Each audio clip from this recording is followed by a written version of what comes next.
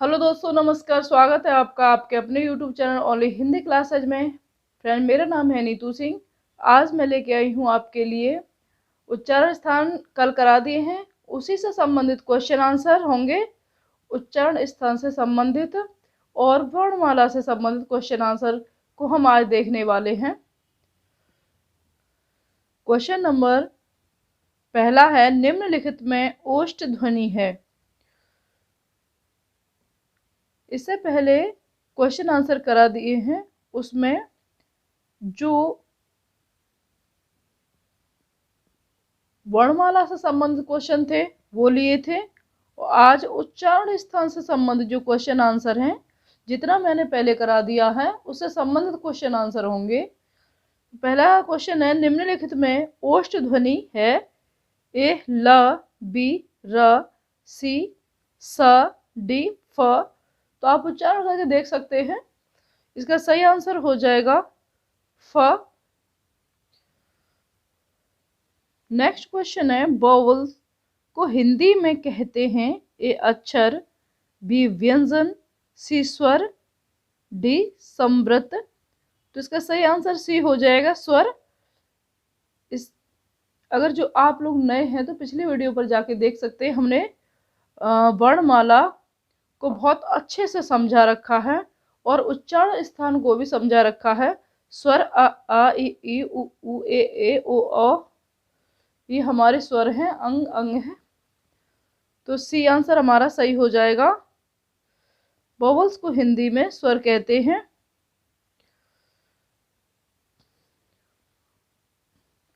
अगला क्वेश्चन है, जिन शब्दों के अंत में अ आता है उन्हें क्या कहते हैं।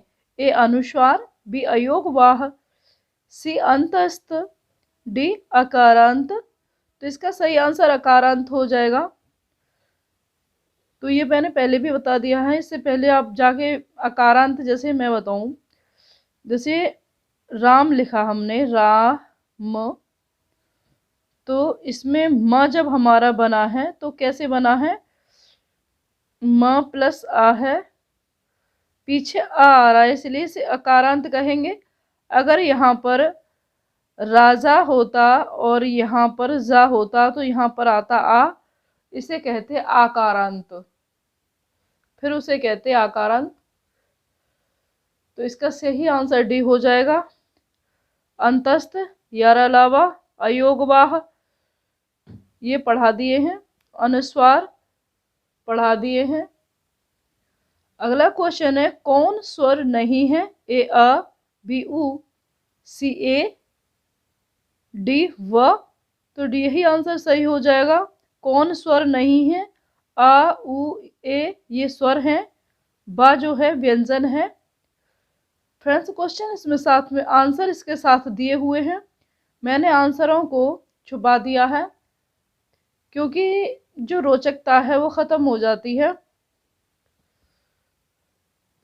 नेक्स्ट क्वेश्चन है, निम्नलिखित में कौन सा वर्ण घोष है। ए, प, बी, ट, सी, द, डी, फ। तो इसका सही आंसर हो जाएगा सी, द घोष है। नेक्स्ट क्वेश्चन है, भाषा की सबसे छोटी इकाई किसे कहते हैं। ए, शब्द, बी, व्यंजन, सी, स्वर, डी, वर्ण या फिर अक्षर। तो वर्ण हो जाएगा। भाषा की सबसे छोटी इकाई वर्ण होती है। शब्द, जब कोई, जैसे राम है, ये एक शब्द हो गया। व्यंजन, क, ख, ग। स्वर, अ, आ, इ, उ, ये सभी स्वर हो जाएंगे। तो इसका सही आंसर डी हो जाएगा। नेक्स्ट क्वेश्चन है, वर्णमाला किसे कहते हैं। ए, शब्द समूह को, बी, वर्ण समूह को, सी, शब्द गणना को, डी, व्यवस्थित वर्ण समूह को। तो वर्णमाला कहेंगे, इसका सही आंसर हो जाएगा डी, व्यवस्थित वर्ण समूह को वर्णमाला कहते हैं। नेक्स्ट क्वेश्चन है, निम्नलिखित में से कंठ ध्वनियां कौन सी हैं। ए, क, ख, बी, य, र, सी, च, छ, डी, ट, अण। तो इसका सही आंसर हो जाएगा कंठ। क ख हो जाएगा इसका सही आंसर। कंठ यानी गले से, अ आ अंग है, क ख ग घ अंगा ये कंठ से हैं। और या और रा की अगर हम बात करें तो ये आएंगे हमारे, या आएगा तालु से और रा आएगा दंत से। ट और अड़ा ये मूर्धन्य है, च ये दंत है, च ज है तालव्य, इनको तालव्य कहेंगे। नेक्स्ट क्वेश्चन देखते हैं। नेक्स्ट क्वेश्चन है, निम्नलिखित में से उच्चारण स्थान के आधार पर मूर्धन्य व्यंजन बताइए। ए ग घ, बी ज झ, सी ड ढ, डी प फ।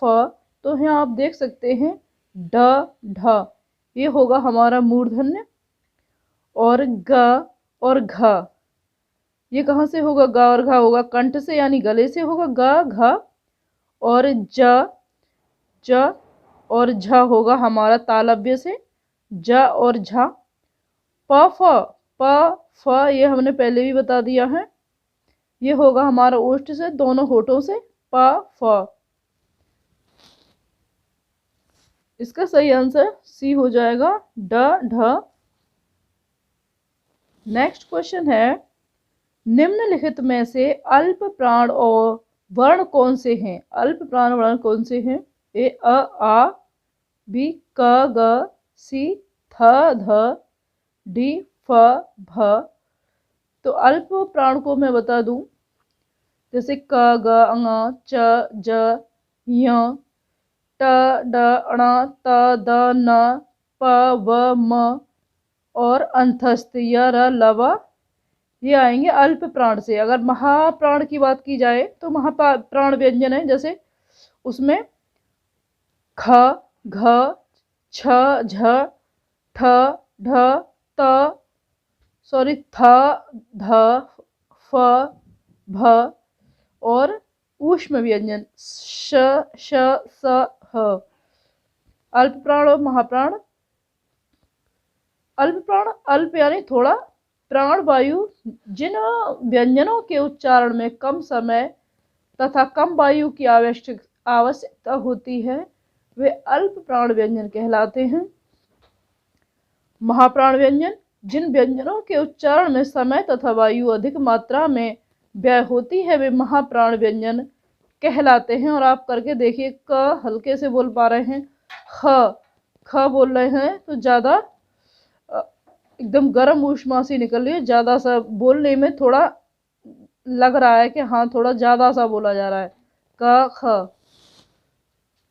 तो इसका सही आंसर अल्प यानी क ग कम समय लग रहा है, बी आंसर इसका सही हो जाएगा। निम्नलिखित शब्दों में से नवीन विकसित ध्वनियां कौन सी हैं।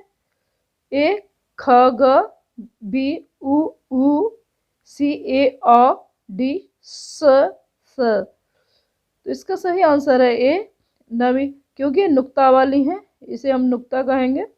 और ये उर्दू फारसी में ज़्यादा प्रयोग किए जाते हैं, और हिंदी भाषा में क्योंकि उर्दू फारसी के जो शब्द हमारी हिंदी में मिक्स हो गए हैं, इसलिए ये हमें हिंदी भाषा में देखने को भी मिलते हैं।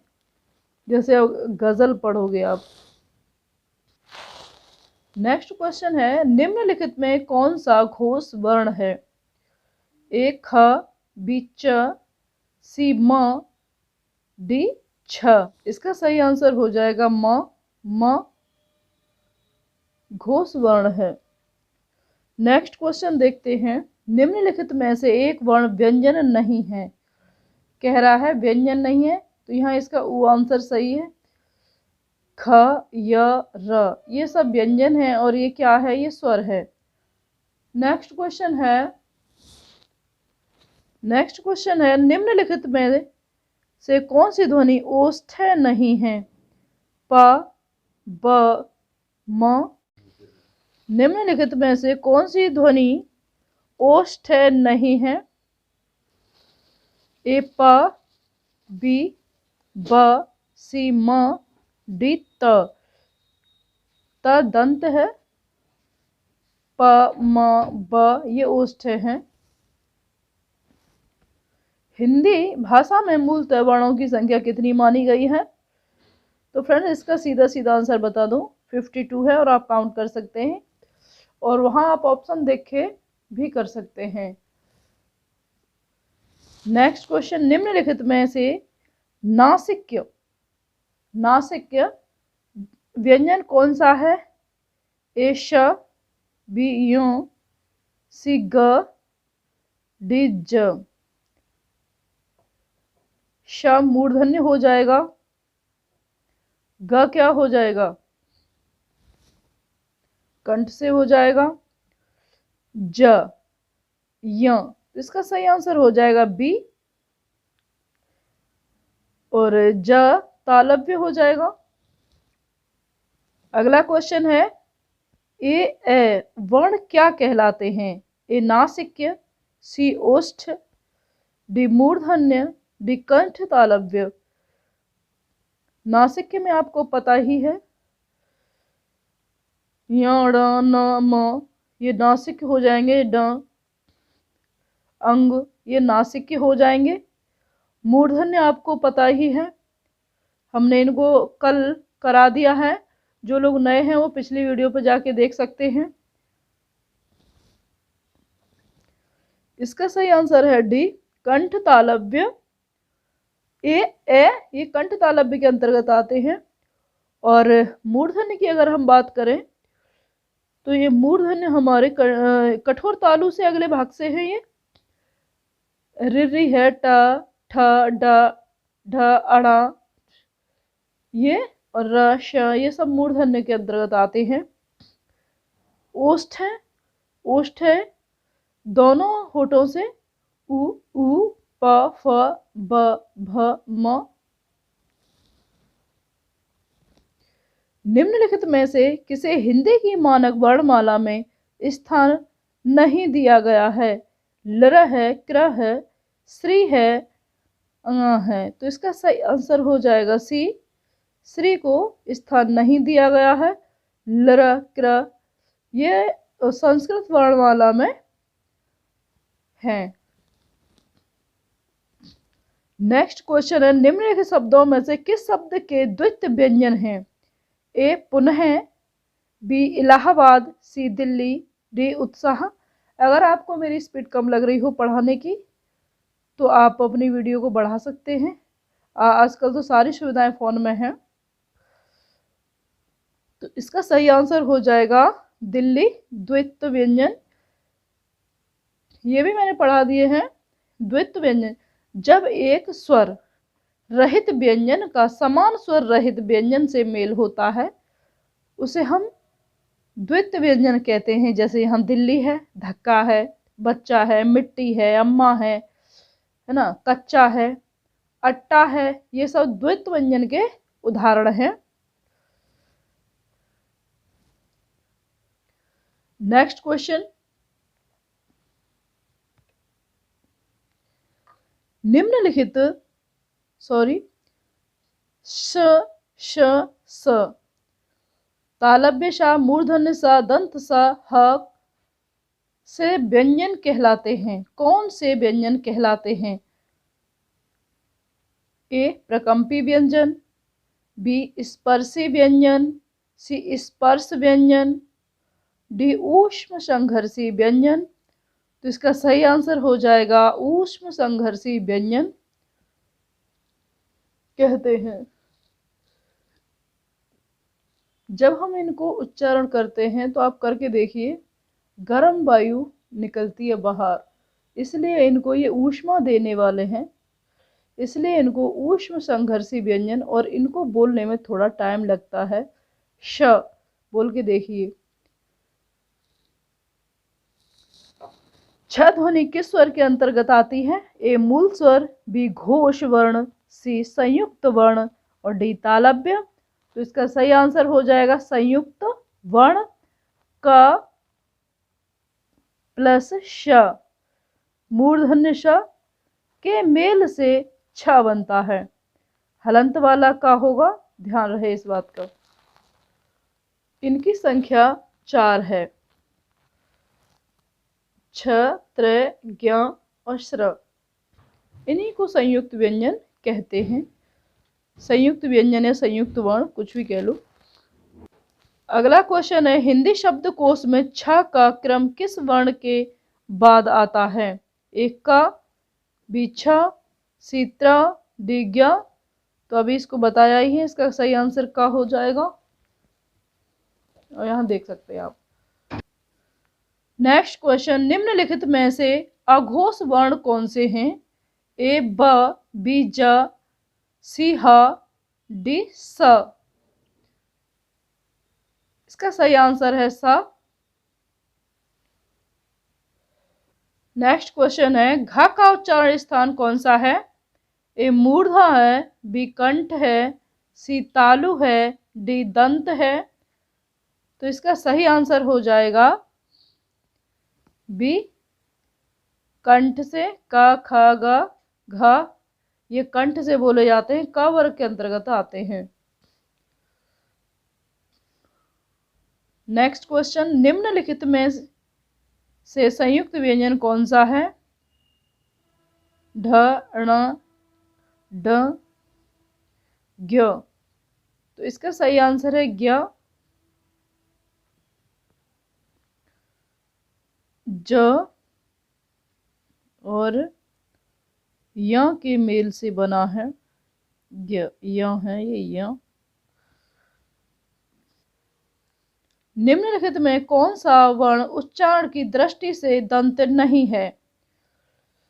ए ता, बी न, सी द, डी ट। तो इसका सही आंसर टा हो जाएगा। बाकी के तीनों दंत हैं और ये नासिक है। ट मूर्धन्य है। हिंदी वर्णमाला के स्वरों की कुल संख्या कितनी है? ए 10, बी 12, ए 10, बी 11, सी 12, डी 13। इसका सही आंसर है 11। स्वर अ आ इ ई उ ऊ, अ आ इ ई उ ऊ, रि री ए ए ओ औ। अंग और अंगह को मिलाकर के 13 हो जाएंगे, मगर यहाँ अंग अंगह को नहीं मिलाया है, ओ तक ही काउंट किया है। नेक्स्ट है, निम्नलिखित में कौन सा स्वर नहीं है? ए अ, बी उ, सी ए, डी ज। सही आंसर डी हो जाएगा। इसका ज तीनों स्वर हैं। नेक्स्ट क्वेश्चन है, निम्नलिखित में कौन सा ट वर्ग का नहीं है? ए ठ, बी ढ, सी ण, डी घ।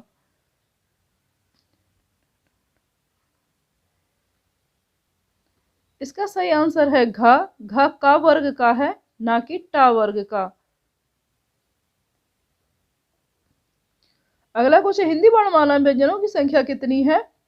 ए 32, बी 33, सी 34, डी 35। इसका सही आंसर है बी 33 संख्या मानी गई है। अगला क्वेश्चन है, हिंदी निम्नलिखित में से कौन सा पश्च स्वर है? ए आ, बी ज, ए आ, बी ब, सी ज, डी ढ। इसका सही आंसर है बी। नेक्स्ट क्वेश्चन, खड़ी पाई वाले व्यंजनों का संयुक्त रूप कैसे बनाया जाना चाहिए? विसर्ग लगाकर, बी खड़ी पाई को हटाकर, सी खड़ी पाई लगाकर, डी दो स्वर लगाकर। इसका सही आंसर हो जाएगा बी खड़ी पाई को हटाकर, जैसे 11, 11 या फिर अस्त, अस्त है। विसर्ग से बना शब्द कौन सा है? ए अध, ये विस्मयादिबोधक है। निस्पृह, निः स्पृह, सी द्वित्व, डी थोड़ा सा। तो इसका सही आंसर है निष्प्र है। तो ये जो क्वेश्चन आंसर है ये ब्राह्म चिन्हों से है, और मैं ब्राह्म चिन्ह भी आपको समझाने वाली हूँ, मगर आने वाली वीडियो में, आज नहीं। इनमें से कौन सा वर्ण स्वर है? ए ल क ल क्र। नेक्स्ट क्वेश्चन, इनमें से कौन सा वर्ण स्वर है? ए बी ल सी क डी ल। तो इसका सही आंसर है ए।